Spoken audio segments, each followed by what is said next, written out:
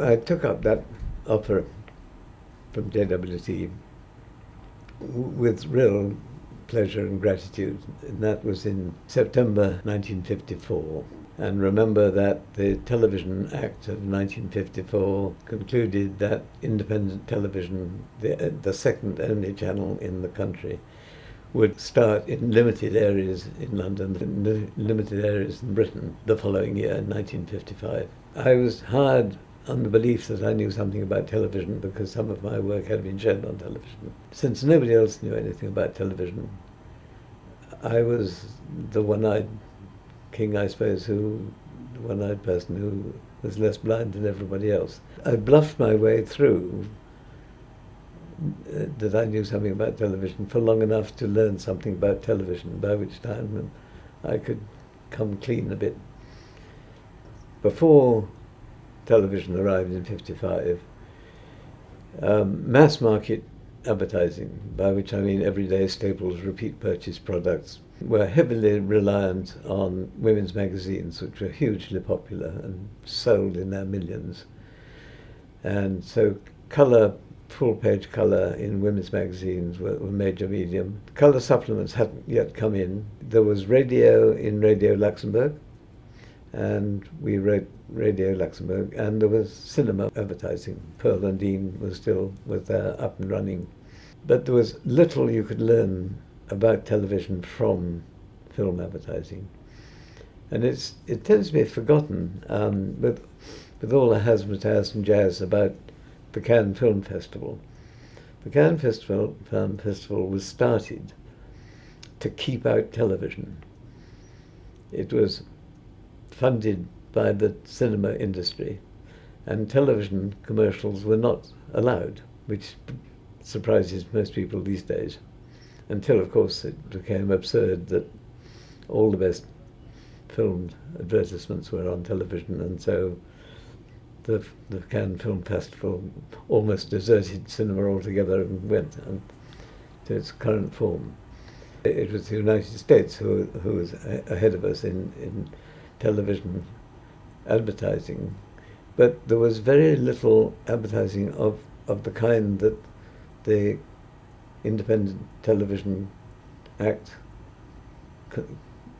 committed us to, which is spot 60, 30, 15, with starbursts to make sure that they were distinguished from the end of the program and from each other. Whereas in the States, the great majority of television advertising was sponsorship. You had the anchor man who would finish the program and say, and now a word from our sponsors, and it would be live and laborious and almost entirely without any kind of what we would call creative element. A lot of holding up in packs and looking and pointing. I was sent off to the States in 58 for some weeks to pick up, to learn more. And I have to say, I had a terrifically good time there and was well looked after. I didn't learn much because already we were beginning to perfect the spot commercial in a way that the US was only just beginning to do as well. So we were kind of neck and neck. There was very little you could learn. And remember, television advertising in the States, in the UK, started in 55, but it wasn't national for 3 years. So it was only certain regions where you could use it, and a lot of manufacturers would hold back. A lot of agencies thought it was going to be a flash in the pan. It wouldn't last. They didn't think that the British people would tolerate vulgar commercials in their lovely living rooms. A lot of preparation was done, certainly by the major agencies, and particularly the major agencies which were outposts from American agencies. I think the wholly British agency didn't have the same instinct that it was likely, not only was it coming, but it was likely to be very big.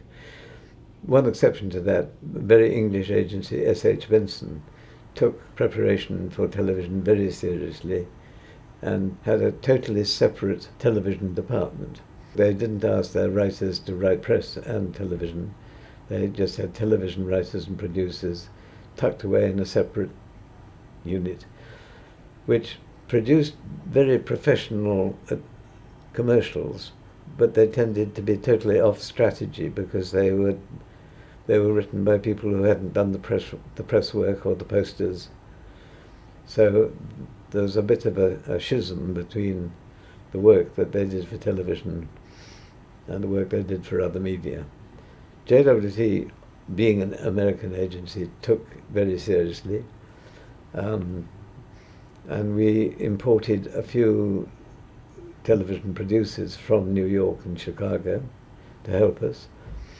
But because they had very little experience on spot television, there was a limit to how much they could help us. We employed a brilliant still photographer called Keith Hewitt, who had a studio off the King's Road, and we equipped him with 16mm cameras and editing equipment and sound equipment. We used to make mock commercials with him, just to get used to editing, and because he was a very good stills photographer, he was very good particularly on lighting and on framing. And I think that was the best bit of training we did, because it was all to do with the necessary precision that spot television needs in a way that expansive big screen stuff doesn't always. My initial role was just to be a trainee copywriter.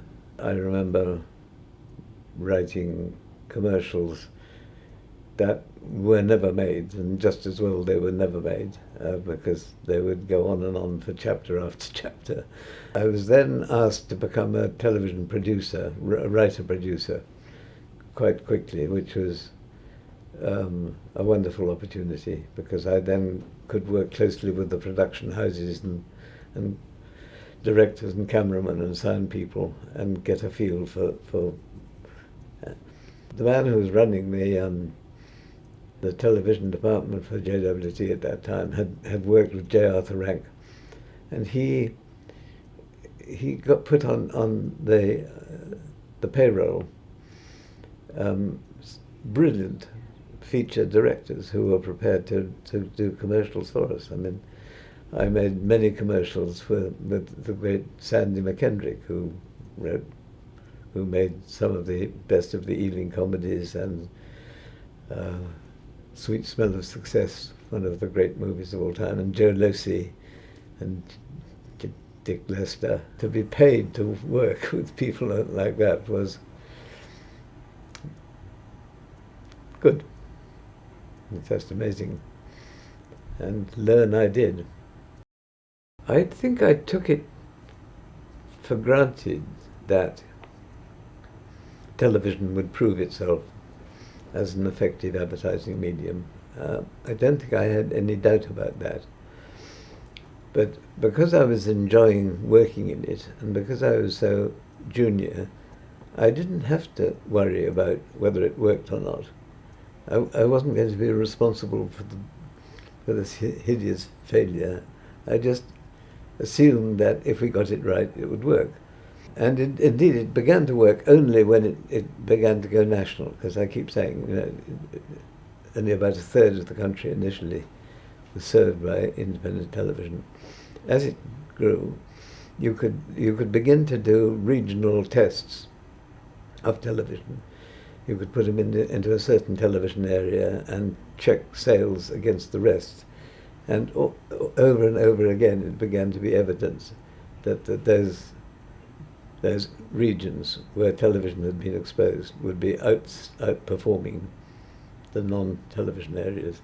Quite soon, there were almost no agnostics left. It was no longer a media choice. You just assumed that if you had a certain amount of money and you had the sort of staple products, the everyday products, reaching everyday people, you'd say,